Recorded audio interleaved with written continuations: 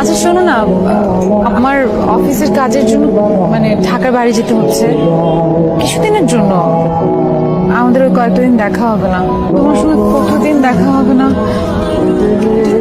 চিন্তা করে কেমন লাগছে। এই মুহূর্তে সংযোগ দেওয়া সম্ভব হচ্ছে না।